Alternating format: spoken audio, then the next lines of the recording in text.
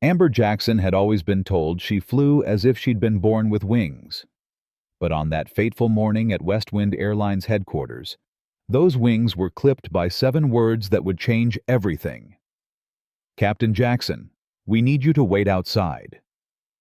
She couldn't have imagined how those words would ignite a chain of events that would bring down one of America's oldest airlines, not from the sky, but from the weight of its own internal corruption. The early October fog clung to the runways at Kennedy International Airport as Amber navigated through the sprawling terminal complex.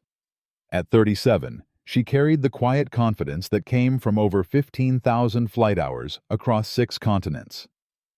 Her uniform was impeccable, navy blue with gold braid trim, 4 golden stripes on each sleeve catching the fluorescent lights as she pulled her pilot's roller bag behind her.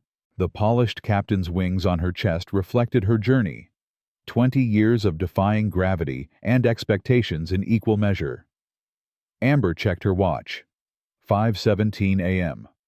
The pre-flight briefing for flight WA3227 to San Francisco was scheduled for 5:30, giving her just enough time for coffee in the crew lounge before meeting her co-pilot. The pre-flight ritual usually calmed her, but today felt different. After months of applications, interviews, and simulator tests, today marked her first day as a senior captain at Westwind Airlines, one of the nation's most prestigious carriers. She paused before the crew lounge doors, taking a deep breath. This moment represented more than just a new job. It was the culmination of a dream that began when her father, one of the few black aircraft mechanics at LaGuardia in the 1980s, had taken her to see the planes. "Look up, Amber," he'd said, pointing to a gleaming 747. "Nothing stops you from flying that one day. Not even this." He'd tapped his dark skin and smiled. "Especially not this." The crew lounge doors slid open, releasing the aroma of freshly brewed coffee and the low murmur of conversation. Pilots and flight attendants clustered around tables, reviewing flight plans or scrolling through phones. Amber moved toward the coffee station, noticing the subtle shift in the room. Conversations pausing momentarily, curious glances in her direction. She was accustomed to being an anomaly. According to recent industry statistics, less than 1% of commercial airline pilots were black women. "You must be Captain Jackson," a voice called from behind. Amber turned to see a man in his mid-50s with salt and pepper hair and 4 gold stripes on his uniform. "I'm Captain Edward Whitaker," he said, extending his hand. "Welcome to Westwind." "Thank you, Captain," Amber replied, her handshake firm and confident. "It's an honor to join the team." "Edward," he corrected with a smile that didn't quite reach his eyes. "I'll be your check captain for the next few weeks. Have you reviewed today's routing?" "Yes, Captain Edward. I've memorized Westwind's SFO approach procedures and studied the weather patterns. We're forecasting some turbulence over the Rockies, but nothing unusual for this season." Edward nodded, his expression unreadable. "Good. The crew is waiting in briefing room C. I'll meet you there in 5 minutes." As he walked away, Amber felt a knot form in her stomach. She'd learned to read people throughout her career, a necessary skill when your life depended on clear communication with strangers in a cockpit. Something in Edward's demeanor left her uneasy. She'd met men like him before, those who smiled while silently calculating every way you could fail. Amber took a deep breath and poured her coffee, adding a splash of cream and stirring slowly. She caught her reflection in the polished chrome of the coffee machine, and her father's words echoed in her mind. "You have to be twice as good to go half as far." The coffee was still too hot to drink when she reached briefing room C. As Amber opened the door, the room fell silent. 6 flight attendants and her co-pilot, First Officer Nathan Chen, were already seated around the table. Nathan, an Asian-American pilot with nearly 5 years of commercial flying experience, stood when she entered. "Captain Jackson," he said with a genuine smile, "I've heard great things about you. Looking forward to flying together." Before she could respond, Chief Operations Officer Thomas Barrett entered the room alongside Edward.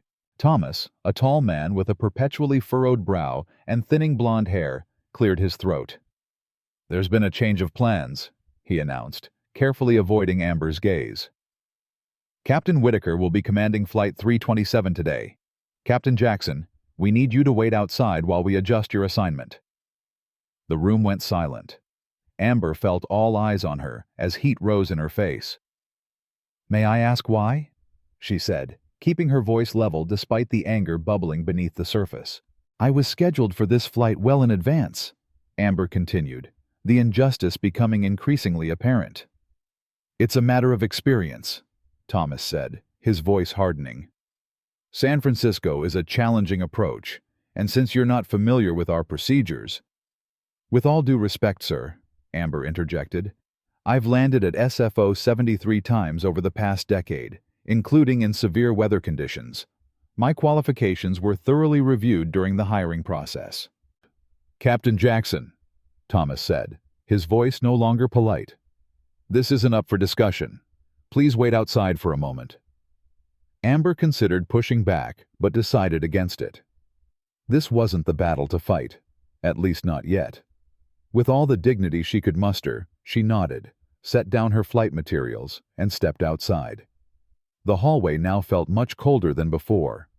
As Amber leaned against the wall, her mind spun. Throughout her 20 years of flying, she'd faced countless forms of discrimination. From passengers requesting a pilot change upon seeing her to colleagues making snide remarks about her abilities. But this felt different. It was calculated, deliberate, and seemingly orchestrated.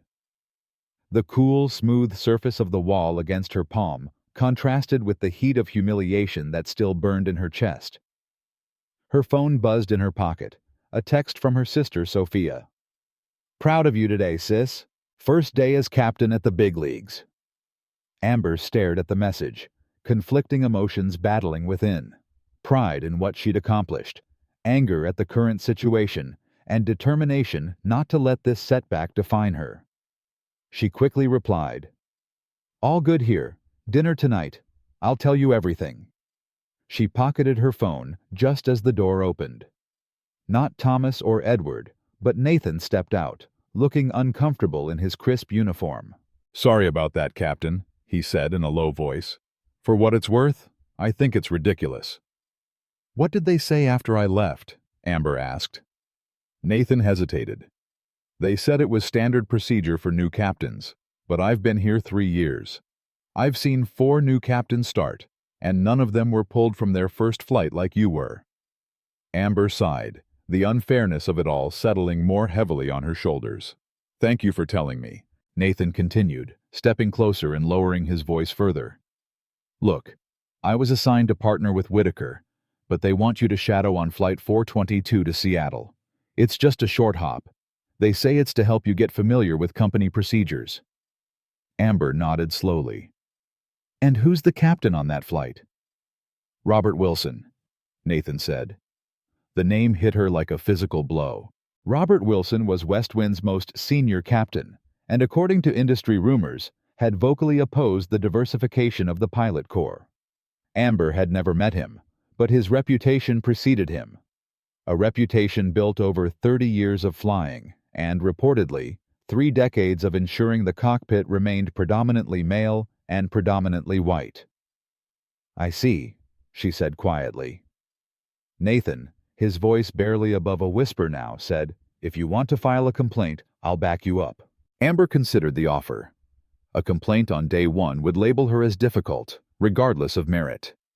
She'd learned to navigate these treacherous waters throughout her career, knowing when to speak up and when to remain silent. "Let me get through Flight 422 first," Amber decided. "But I appreciate your support, Nathan. Not everyone would stick their neck out like that." Nathan nodded, understanding the unspoken calculation. "Good luck with Wilson. He's quite traditional." Amber almost laughed at the euphemism. "I've dealt with traditional before." As Nathan walked away, Amber felt a strange sense of resolve forming. She had faced discrimination before, but something about this felt more significant, more systemic.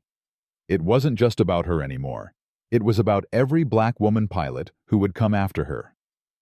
Flight 422 to Seattle became Amber's personal trial by fire. Captain Robert Wilson, a man in his mid-60s with silver hair and permanently narrowed blue eyes, merely nodded when she arrived and then proceeded to ignore her during pre-flight preparations. The first officer, a nervous-looking man named Peter Lawson, occasionally glanced at her apologetically, but remained silent. Amber sat in the jump seat, observing as they completed the checklist. The Boeing 737's cockpit was immaculate, not a coffee stain or fingerprint in sight. Wilson's meticulous approach to flight preparation was impressive. She had to admit, whatever his personal failings, the man knew how to fly. But as the aircraft pushed back from the gate, Wilson finally spoke. "I don't know what airline you came from, Captain Jackson," he said without turning around. "But at Westwind, we fly by the book. No shortcuts, no improvisation." The implication was clear. He assumed she was less rigorous, less professional. "I understand, Captain," Amber replied evenly. "Standardization is the foundation of safety." Wilson merely grunted in response, seeming disappointed that she hadn't taken the bait. The flight to Seattle was relatively short, just under 2 hours. Throughout the journey, Wilson deliberately narrated his actions with a condescending tone, as if Amber were a novice rather than a captain with thousands of flight hours. She silently endured the humiliation, focusing instead on observing Westwind's specific procedures and protocols. However, during descent into Seattle, Wilson made a small but noticeable error. He entered the wrong frequency for approach control. Lawson either didn't notice or was too intimidated to speak up. Amber hesitated briefly, then decided to intervene. "Captain," she said calmly, "I believe Seattle approach frequency today is 128.35, not 124.75. The cockpit fell silent. Wilson's shoulders visibly tensed as he double-checked the approach chart. "That's correct," he said curtly, adjusting the radio. "Thank you, Captain Jackson." The acknowledgement clearly cost him, and Amber suspected it would be their last interaction. But as they taxied to the gate after landing, Wilson surprised her. "You've got a good eye," he said, still not turning to look at her. "Most people wouldn't have caught that." "Thank you, Captain," Amber replied. "Don't misunderstand," Wilson continued, his voice hardening. "Catching one thing doesn't mean you belong at Westwind. This airline has standards, traditions. Not everyone fits in." The message couldn't have been clearer if he'd spelled it out. Amber felt cold anger rising from her core. "With respect, Captain, traditions have to change. We have to change." Wilson finally turned to face her, pale blue eyes glacial. "Not at Westwind, we don't. We." The remainder of the day passed in thinly veiled hostility and pointed remarks. After returning to New York, Amber was informed that she would be shadowing other captains for the entire following week, all men, all cut from the same cloth as Wilson. The pattern was obvious. They were testing her, hoping she would quit. That evening, Amber sat in her newly rented apartment in Queens, nursing a glass of Cabernet, when she video-called her sister. Sophia, indignation evident in every word, immediately launched into a lawyer's response. "Amber, this is textbook racial discrimination. I could sue them into oblivion." "And then what?" Amber sighed, sinking deeper into her armchair. "I'd be remembered as the black woman who sued her way into the cockpit? I'd never have trust from my crews." Sophia was visibly frustrated. "So you're just going to accept it? That's not the sister I know." "I didn't say that," Amber replied, steel entering her voice. "I said I'm not suing them yet. There are other ways to fight." Amber took a sip of wine, thoughtful. "I need to understand what I'm up against. This is organized, systematic.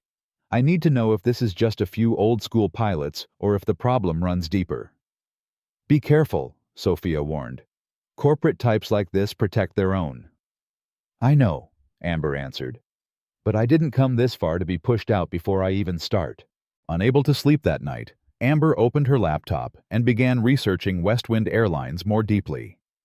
Founded in 1967, the airline had grown from a regional carrier to a national airline with international flights. Their safety record was solid, if unremarkable. Their leadership was predominantly white and male, with just 2 women on the board of directors and no people of color in senior management positions.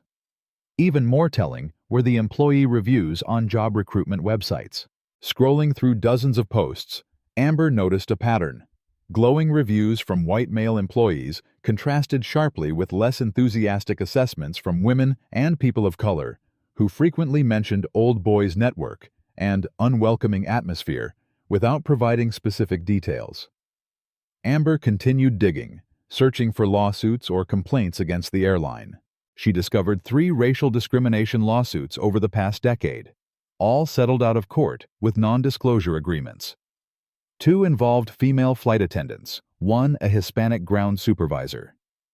She was about to close her laptop when an article from 8 months ago caught her attention. Westwind Airlines faces FAA scrutiny over maintenance records.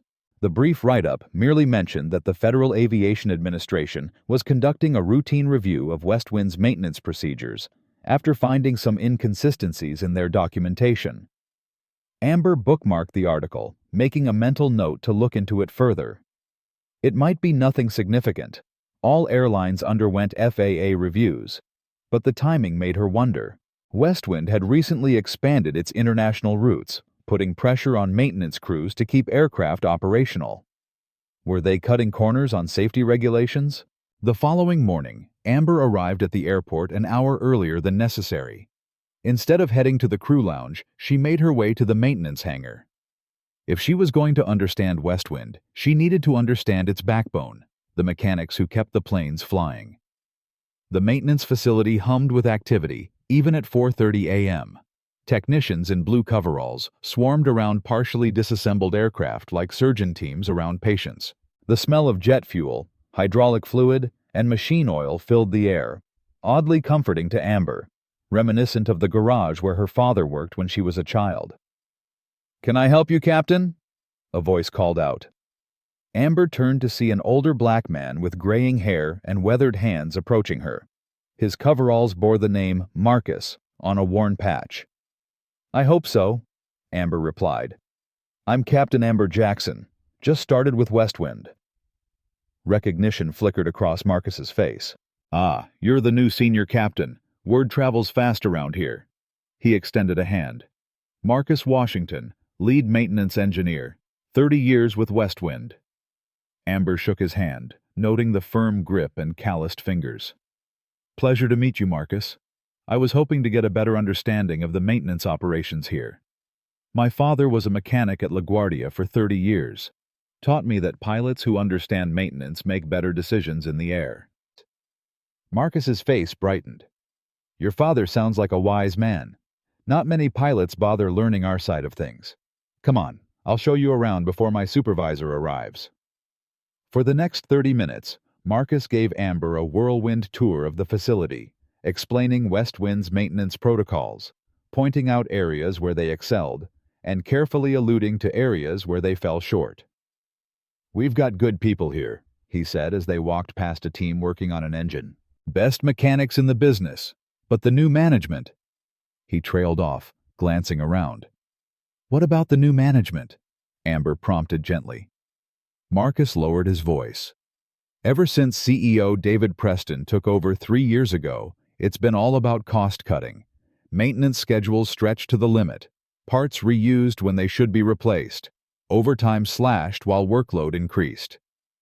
"That sounds concerning from a safety perspective," Amber commented. "It is," Marcus agreed. "You didn't hear it from me, but there's been talk among us old-timers. Things ain't right. Records being—" He stopped abruptly as a door opened nearby. "Morning rounds. You should go, Captain. Not everyone appreciates pilots in the maintenance area." Amber nodded, understanding the unspoken warning. "Thank you for your time, Marcus." As she turned to leave, Marcus called after her quietly. "If you need anything, Captain Jackson, my shift ends at 3 p.m. I usually get coffee at the diner across from Terminal B." Later that morning, Amber found herself in the jump seat of Flight 209 to Chicago with Captain Gregory Stevens, another of Westwind's senior pilots. Unlike Wilson, Stevens was outwardly friendly, almost excessively so, but Amber detected the same undercurrent of condescension. "So, Captain Jackson," Stevens said during cruise, his smile not reaching his eyes, I hear you had quite the career at Atlantic Regional. Must be quite the adjustment coming to a major airline." The comment was carefully crafted to sound like small talk, while subtly highlighting the perceived status gap between her previous employer and Westwind. "Every airline has its unique culture," Amber replied diplomatically, "but the principles of aviation remain the same." "Indeed," Stevens agreed with a patronizing nod. "Though I've always found that regional pilots develop certain habits that don't translate well to international operations. Nothing that can't be corrected with proper guidance, of course." First Officer Julia Reynolds, one of the few female pilots at Westwind, shot Amber an apologetic glance. Amber merely smiled politely, refusing to take the bait. Throughout the 4-hour flight, Stevens continued his veiled remarks about regional airlines, frequently emphasizing the Westwind way of doing things. When they landed in Chicago, he turned to Amber with a smile that seemed more genuine than before. "Not bad, Captain Jackson. You didn't interrupt once. Wilson said you were a bit eager to correct senior pilots." Amber maintained her composure. "I believe safety comes before ego, Captain Stevens. If I see something that compromises safety, I'll speak up, regardless of seniority." Stevens's smile faltered slightly. "Well, let's hope it doesn't come to that. We have a very structured hierarchy at Westwind. It's served us well for over 50 years. As they descended the jetway into the terminal, Julia fell into step beside Amber. "Don't let them get to you," she said quietly. "They did the same to me when I started 5 years ago. It gets better, somewhat." Amber glanced at her. "How many female captains does Westwind have now?" Julia grimaced. "Including you? 4 out of 97. And black captains? You're looking at the first one since Captain Williams retired in 2018. The numbers didn't surprise Amber, but they still stung. "How do you handle it?" Julia's expression hardened. "I fly better than them, know the manuals better than them, and never, ever give them ammunition. It's exhausting, but it works." She paused. "But between us, something's not right at Westwind lately. The atmosphere has changed, more pressure, more corners being cut." "I heard something similar from a maintenance engineer this morning," Amber said carefully. Julia looked alarmed. "Be careful who you talk to. Eyes and ears everywhere." She squeezed Amber's arm briefly. "Good luck. Some of us are rooting for you." With that cryptic warning, Julia hurried away, leaving Amber with more questions than answers. At exactly 3:15 p.m., Amber entered the small diner across from Terminal B. The place was a typical airport establishment, slightly overpriced food, tired decor, and a mix of travelers and airline staff. In a corner booth, Marcus sat nursing a cup of coffee, his weathered fingers tapping rhythmically on the table. "Captain Jackson," he greeted as she slid into the seat opposite him. "Wasn't sure you'd come." "I appreciate the invitation," Amber replied, ordering coffee when the waitress approached. "And please, call me Amber." Marcus nodded, his expression serious. "I've been thinking about our conversation this morning. There's more you should know, but it's not something I'd share with just any pilot." "Why me?" Amber asked. Marcus studied her for a moment. "Because you asked questions, because you're different from most of the brass at Westwind, and because I knew your father." Amber nearly spilled her coffee. "You knew my dad, James Jackson?" Marcus smiled. "We worked together at LaGuardia for a few years before I moved to Westwind. Good man, your father. Honest to the bone. He talked about you all the time, his daughter who was going to fly the big jets someday." A lump formed in Amber's throat.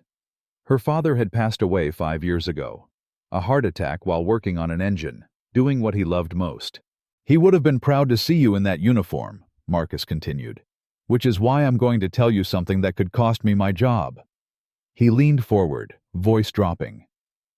"Westwind has been falsifying maintenance records for the past 2 years. Not for every aircraft, and not for critical systems, but enough to be dangerous. Routine inspections get logged as completed when they haven't been. Parts get marked as replaced when they've just been cleaned and reinstalled." Amber felt her blood run cold. That's not just unethical, it's criminal. People could die. That's what I told my supervisor, Marcus said bitterly. Know what he said? Times are tough. Better to bend the rules than lose our jobs when the airline goes under. Is Westwind in financial trouble? Amber asked. Marcus shrugged.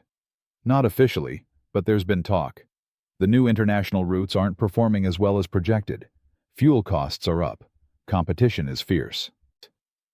Have you reported this to the FAA? Amber pressed.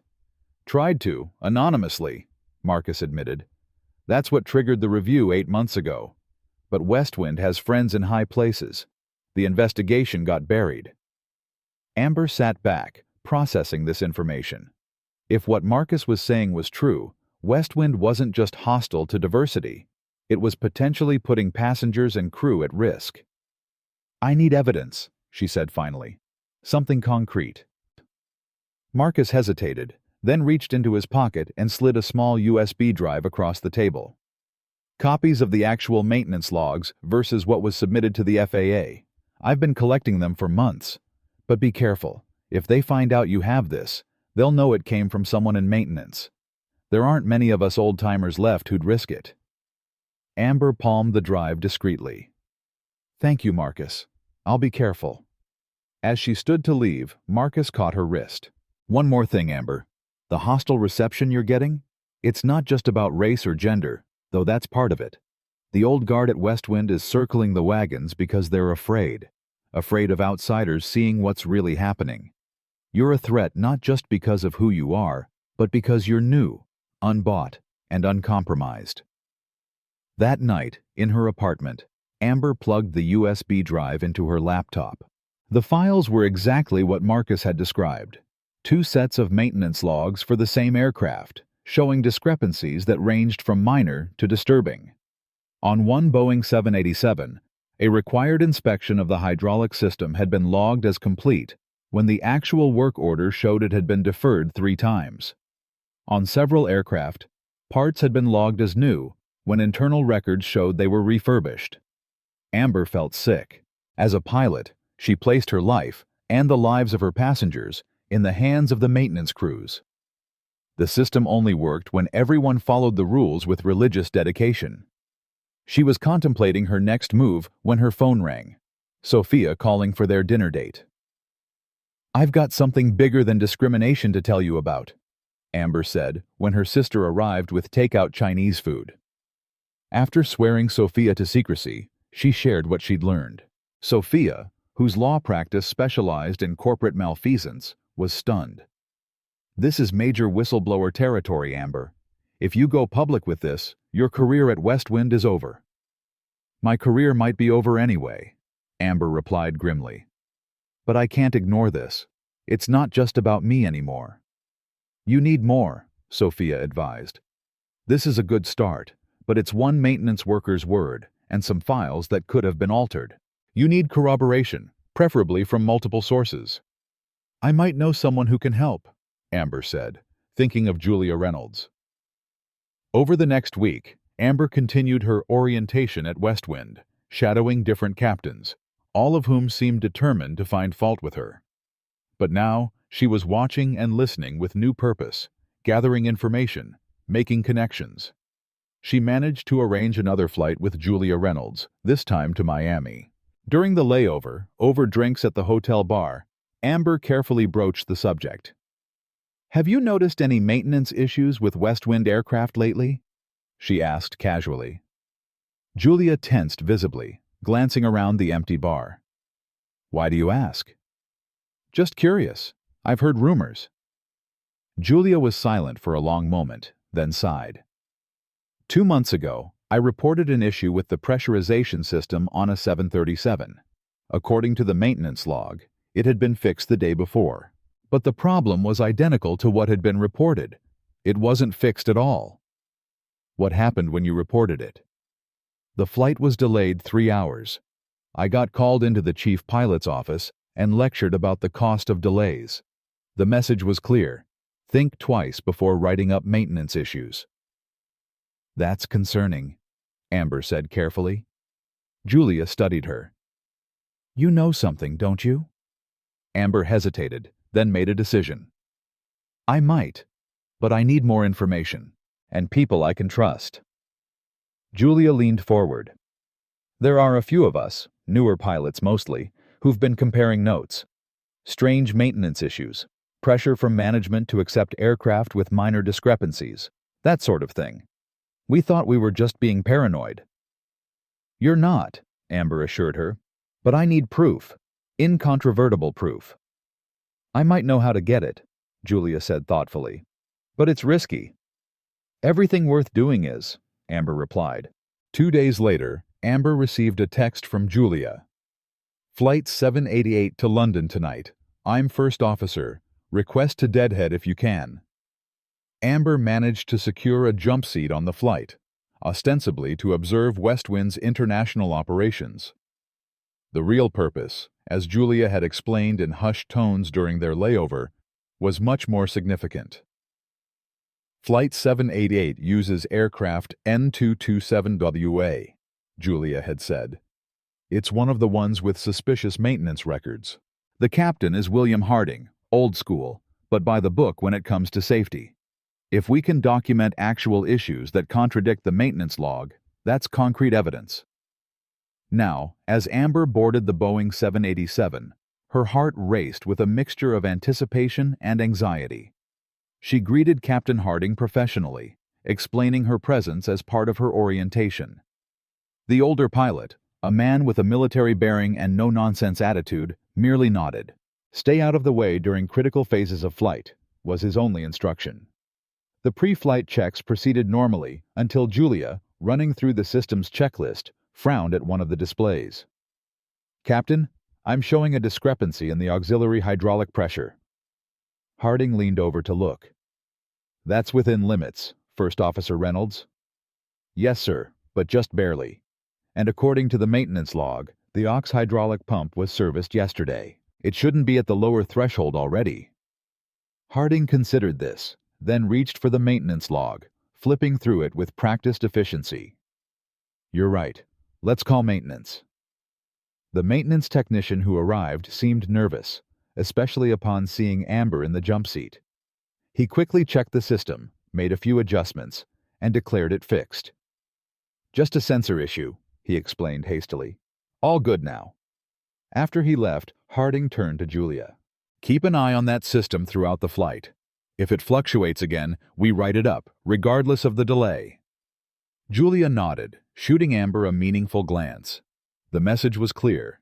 They had just witnessed a maintenance discrepancy being casually dismissed. 3 hours into the flight, over the Atlantic, Julia's vigilance paid off. The auxiliary hydraulic pressure began to fluctuate again, this time more significantly. Captain, aux hydraulic pressure dropping below minimum, she reported crisply. Harding immediately took notice, checking the readings himself. Confirmed. Let's run the checklist for hydraulic system abnormalities. As they worked through the procedure, Amber observed silently, making mental notes. The issue wasn't critical. The 787 had multiple redundant hydraulic systems, but it contradicted the maintenance record and the technician's assessment. When they landed in London, Harding insisted on a full write-up of the issue, despite the ground crew's attempts to minimize it.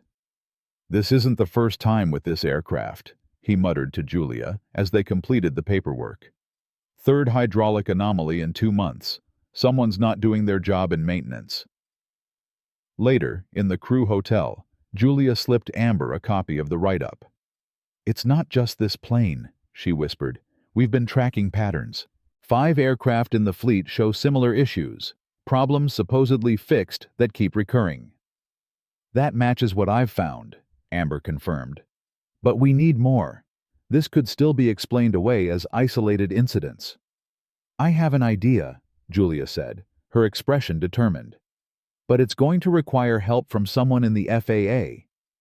Leave that to me, Amber replied, thinking of her sister's connections. The next day, back in New York, Amber met with Sophia and her colleague, Martin Reeves, a former FAA inspector who now worked as a consultant. What you're describing is serious, Martin said, after reviewing the evidence Amber and Julia had compiled. But it's still circumstantial. What you need is an official inspection that catches them in the act. How do we arrange that? Amber asked. I still have contacts at the FAA, Martin explained. But they'd need a formal complaint with substantial evidence before they'd launch an unannounced inspection. That's the catch-22, Sophia pointed out. We need the inspection to get solid evidence, but we need solid evidence to get the inspection. Martin thought for a moment. There might be another way. The FAA has a confidential reporting system for safety issues, the Aviation Safety Action Program. If enough reports come in about specific aircraft or issues, they're obligated to investigate. How many is enough? Amber asked. For something this serious? 3 or 4 credible reports from different sources.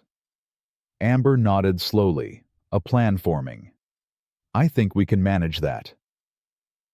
Over the next 2 weeks, Amber worked carefully to build her case. Through Julia, she connected with 4 other West Wind pilots who had experienced maintenance irregularities. Each agreed to file ASAP reports detailing their experiences. Marcus provided additional documentation showing discrepancies in parts inventory. New parts ordered but never installed, despite paperwork indicating otherwise. Meanwhile, Amber continued her orientation at West Wind, enduring the subtle and not-so-subtle attempts to undermine her confidence. The hostility from the old guard had, if anything, intensified, as if they sensed her investigating. The breaking point came unexpectedly. After 3 weeks at West Wind, Amber was finally scheduled to command her own flight, a routine trip to Boston. The night before, she received a call from Edward Whitaker. "Captain Jackson," he said, his voice oddly formal. "There's been another change. You're being reassigned to ground training for the next 2 weeks. Concerns have been raised about your readiness for command." Amber felt white-hot anger rise within her. What concerns specifically? Various reports from the captains you've shadowed. Nothing specific, just a general consensus that you need more time. That's not procedural, Amber said, fighting to keep her voice level. I've completed all required training. My qualifications exceed West Wind standards. This is discrimination, pure and simple. There was a pause on the line. Be careful with accusations, Captain Jackson. They can be career-ending. So can falsifying maintenance records, Amber replied before she could stop herself. The silence that followed was deafening. When Edward spoke again, his voice was ice-cold. I don't know what you think you know, but I'd advise you to focus on your training and leave administrative matters to those in charge. After he hung up, Amber sat motionless, realizing she had just shown her hand. They would be watching her now, looking for any sign of her investigation. The clock was ticking. She needed to act fast before they found a way to silence her. That night, Amber called an emergency meeting at her apartment. Julia, Marcus, and 2 other pilots who had filed ASAP reports gathered in her living room, along with Sophia and Martin. The tension was palpable as Amber recounted her conversation with Edward. "They're on to us," she concluded, "which means we don't have much time." "They'll start covering their tracks," Marcus warned. "Correcting records, pressuring people to recant. We've seen it before." "Then we need to move now," Julia insisted, "before they can clean house." Martin nodded gravely. "I spoke with my contact at the FAA this morning. The ASAP reports have gotten attention, but bureaucracy moves slowly. They're talking about an inspection next month." "That's too late," Amber said firmly. "We need something more immediate, something public that forces their hand." Sophia, who had been quiet until now, leaned forward. "What about the press? A whistleblower story about airline safety would get immediate attention. It would also immediately identify us," one of the pilots, David Parker, pointed out. "We'd all lose our jobs." "We might anyway," Julia countered. "If they suspect Amber, they probably suspect all of us." Amber paced the room, thinking. "The press is risky, but David's right. It would expose everyone here. We need a way to force an immediate FAA inspection without revealing our identities." Marcus cleared his throat. "What if we don't have to force an inspection? What if one happens naturally?" All eyes turned to him as he continued. "Tomorrow night, N227WA, The 787 with the hydraulic issues is scheduled for Flight 901 to Paris. According to the real maintenance logs, not the falsified ones, that aircraft is due for a major hydraulic system overhaul that's been deferred 3 times. The aux pump is showing clear signs of imminent failure. Are you suggesting we let a potentially unsafe aircraft fly? Amber asked, alarmed. No, Marcus clarified quickly. I'm suggesting we ensure the issue is discovered during pre-flight, when the FAA has inspectors at the airport. Wednesday nights, FAA inspectors observe international departures as part of their routine oversight. If the hydraulic issue presents itself during pre-flight checks, they'd witness the discrepancy between the actual condition and the maintenance logs, Julia finished, understanding dawning. But we can't guarantee the issue will show up during pre-flight, David objected. These problems often only manifest in flight. Unless someone ensures it's noticeable, Marcus said quietly. The room fell silent as everyone processed the implication. Are you talking about sabotage? Sophia asked, her legal mind immediately identifying the risk. Not sabotage, Marcus clarified firmly. I would never endanger an aircraft. I'm talking about making sure an existing issue isn't hidden. The aux hydraulic system is already failing. They've been masking it with temporary fixes and falsified reports. I could ensure the real condition is visible during inspection. Amber considered this. Could you do it in a way that ensures the aircraft would never leave the ground with passengers? Marcus nodded. Absolutely. The issue would be detected during systems checks, before boarding. The aircraft would be declared unserviceable, and maintenance would be called. When they pull the logs, the discrepancy would be obvious to any FAA inspector present. It's risky, Martin warned. If you're caught tampering with an aircraft, even with good intentions. I'm not tampering, Marcus insisted.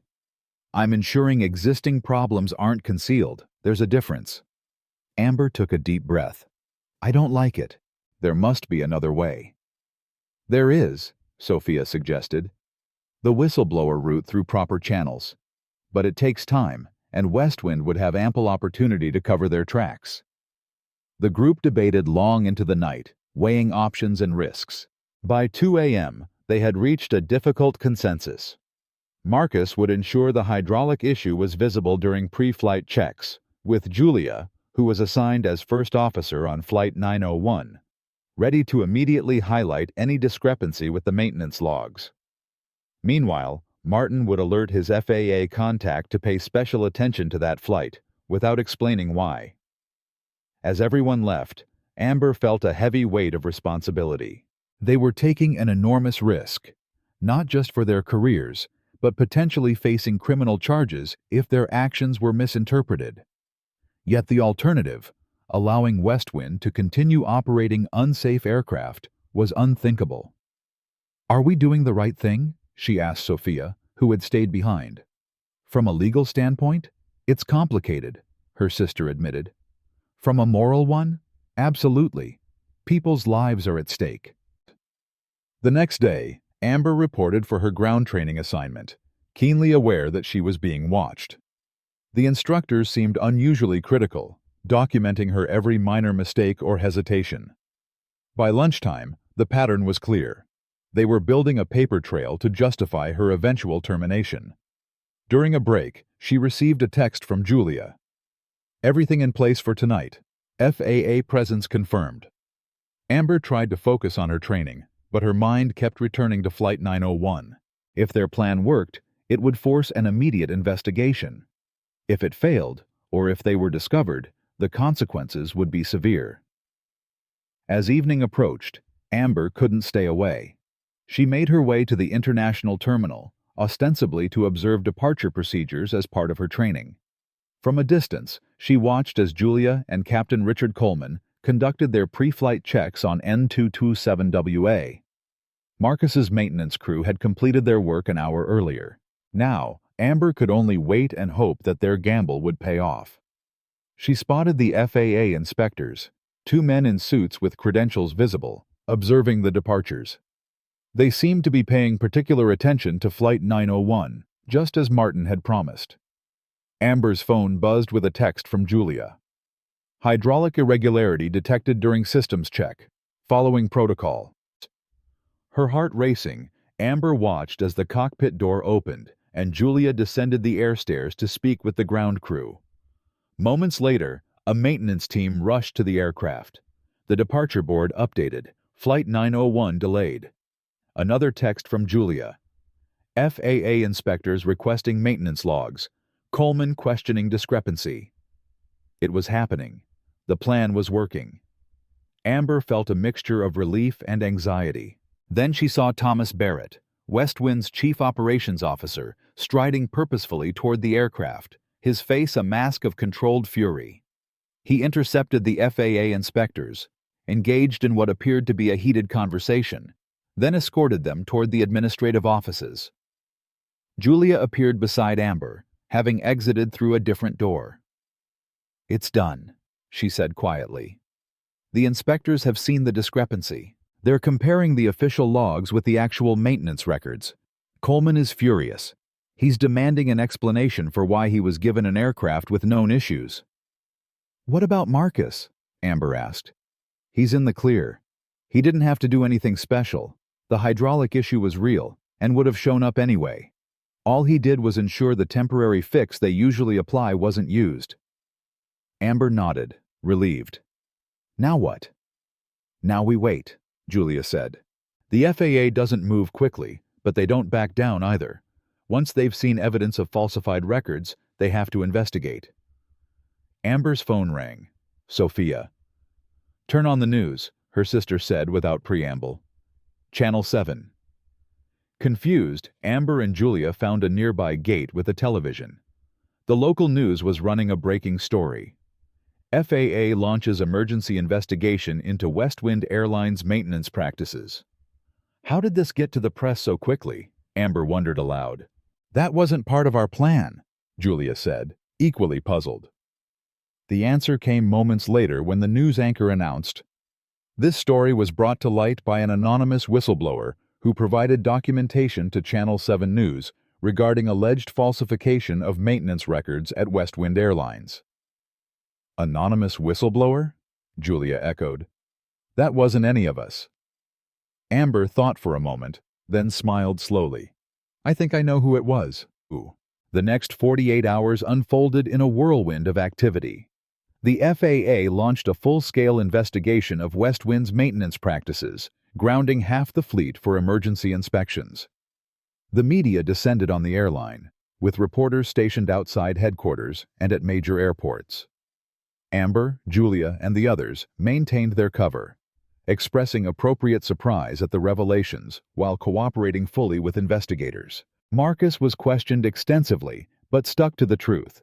He had noticed issues being concealed and had documented them, but hadn't formally reported them out of fear for his job. The anonymous whistleblower remained a mystery until 2 days later, when Robert Wilson, Westwind's most senior captain, stepped forward at an FAA hearing. "I've been with this airline for 35 years, he testified, his voice steady despite the cameras and crowd. "I've witnessed the deterioration of our maintenance standards over the past 3 years. When I raised concerns internally, I was ignored. When younger pilots reported issues, they were intimidated into silence." Wilson's testimony was devastating, particularly coming from such a respected figure. He admitted to initially resisting new blood in the airline, including Amber, but explained how his eyes had been opened when he witnessed the systematic pressure to ignore safety concerns. "Captain Jackson caught an error I made during approach to Seattle," he acknowledged. "An error I made partly because I was distracted by concerns about aircraft reliability. Instead of appreciating her professionalism, I treated her with disrespect, something I now deeply regret." The investigation expanded rapidly. David Preston, Westwind's CEO, resigned in disgrace. Thomas Barrett and Edward Whitaker were placed on administrative leave pending criminal investigations. The FAA imposed record fines on the airline and mandated complete restructuring of its maintenance practices. A week after the story broke, Amber was called into a meeting with the interim CEO, Victoria Chen, a former FAA official brought in to salvage the airline. Captain Jackson, Chen greeted her. I've reviewed your file. The treatment you received during your brief time at Westwind was inexcusable. Thank you for acknowledging that, Amber replied carefully. I'd like to offer you not just reinstatement, but a promotion, Chen continued. We're creating a new position, Director of Operational Safety, that would report directly to me. The position needs someone with impeccable flying credentials, high ethical standards, and the courage to speak truth to power. Your actions, while not officially acknowledged, demonstrate all those qualities. Amber was momentarily speechless. You know what I did? Chen smiled slightly. Let's just say the timing of events suggests you played a role in bringing these issues to light. I don't need to know the details. What matters is that you put passenger safety above corporate politics or personal advancement. And the other pilots and staff involved? Julia Reynolds is being promoted to captain. Marcus Washington will head our revamped maintenance quality assurance program. As for Captain Wilson, Chen paused. He's requested early retirement, but not before recommending you for command position. Amber processed this information, struck by the unexpected ally she had found in Wilson. People could change, it seemed, when principles were at stake. What about the airline itself? Amber asked. Westwind's reputation has taken a severe hit. Indeed, Chen acknowledged. Which is why rebuilding trust, with the public, with regulators, and with our own employees, is my top priority. We need visible symbols of that new commitment. She pushed a file across the desk. This is a proposal for our new leadership structure and corporate values. I'd appreciate your input before it's finalized. As Amber left the meeting, she felt a weight lift from her shoulders. The battle wasn't over. Changing entrenched corporate culture would take time, but the tide had turned. In exposing Westwind's dangerous practices, she and her allies had not only saved the airline from potential disaster, but had created an opportunity for true transformation. Julia was waiting outside. So, what happened? Amber smiled. Let's just say we're not waiting outside anymore. We're being invited in. That evening, Amber called her sister to share the news. I'm proud of you, Sophia said, but not surprised. You've never backed down from a fight that matters. I had help, Amber reminded her. I couldn't have done this alone. That's the point, isn't it? Sophia replied. When one person stands up, others find the courage to stand with them. Even the most unlikely allies. After hanging up, Amber walked to her window, looking out at the night sky where planes traced luminous paths between stars. She thought about her father, who had taught her that integrity in aviation wasn't negotiable. She thought about Marcus, Julia, and the others who had risked everything for what was right. And surprisingly, she thought about Robert Wilson, whose final act of courage had redeemed a flawed career. The next morning, Amber entered Westwind headquarters wearing her captain's uniform with purpose and pride. As she waited for the elevator, Robert Wilson emerged from a nearby office, carrying a box of personal items. Their eyes met across the lobby. After a moment's hesitation, Wilson approached her. Captain Jackson, he said formally, extending his hand. I believe I owe you an apology. Amber shook his hand firmly. And I owe you thanks for coming forward. That took real courage. Wilson looked thoughtful. You know, in 35 years of flying, I've learned that the most dangerous thing in aviation isn't mechanical failure or bad weather. It's pride. The belief that you're always right, that your way is the only way. He smiled ruefully. It took a wake-up call from a pilot half my age to make me see that. The sky belongs to all of us, Amber said. Always has. Indeed, Wilson agreed. I just wish it hadn't taken me so long to realize it. He nodded toward the executive floor. They're lucky to have you up there. Make sure they remember what happens when profits come before safety. I will, Amber promised. As Wilson walked away, Amber felt a sense of closure. The battle for recognition and respect would continue. There would always be bias to overcome, prejudice to confront. But today, standing in the headquarters of an airline that had tried to push her out and was now asking her to help lead it forward, she knew that change was possible. not just for her, but for everyone who would come after her. She stepped into the elevator, pressed the button for the executive floor, and stood tall as the doors closed. She wasn't waiting outside anymore. Epilogue. 6 months later. The hangar was buzzing with activity as maintenance crews performed their work under the watchful eyes of quality assurance inspectors. Marcus Washington, now in a suit instead of coveralls, led Amber through the facility, pointing out the improvements made under the new regime. Completely transparent documentation system, he explained proudly. Every inspection, every part replacement, every deferral is tracked and visible to crew and regulators alike.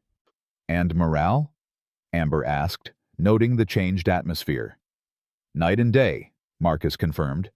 People aren't afraid to report problems anymore. They know safety comes first.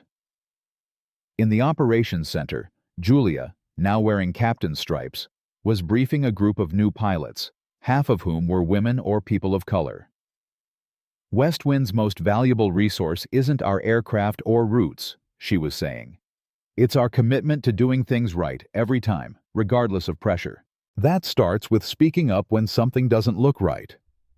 Later, in the boardroom, Amber presented the quarterly safety report to Victoria Chen and the new board of directors. Our safety metrics have improved across all categories, she concluded.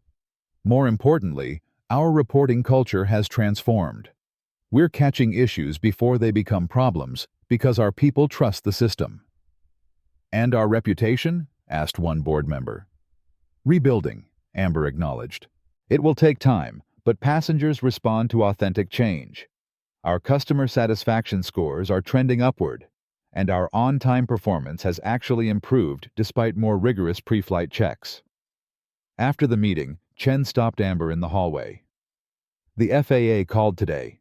They're using Westwind as a case study in their training programs, how a failing safety culture was transformed through leadership change and transparency. Amber smiled. That's quite a turnaround from where we were. Indeed, Chen agreed. By the way, there's someone waiting to see you in your office. Curious, Amber made her way to her office, surprised to find Sophia there with a small gift bag. What's this? Amber asked, embracing her sister. Open it and see, Sophia replied with a smile. Inside was a framed photograph of their father standing in front of a commercial jet, his mechanic's uniform spotless despite the grease under his fingernails. His proud smile beamed across the decades. Where did you find this? Amber asked, emotion catching in her throat. Marcus had it. Apparently, Dad kept a photo of you in your cadet uniform. Marcus thought you should have this. Amber placed the photo on her desk, positioning it so her father's face was visible from her chair. He always said the sky had no ceiling, she remembered aloud. He was right, Sophia agreed. Though sometimes you have to break through a few barriers to prove it. Looking out her office window at the Westwind aircraft lined up at their gates, each one properly maintained, each one staffed by crews selected for skill rather than demographics, each one representing the transformation she had helped create. Amber felt a sense of completion. The fight for equality, for safety, for integrity was never truly finished. There would always be new challenges, new barriers to break. But today, in this moment, she had helped create a piece of the world as it should be, where merit mattered more than gender or race, where speaking truth was valued over maintaining comfortable fictions, where the sky truly had no ceiling for those with the courage to fly. No ceiling, she whispered to her father's photograph. Just like you always said.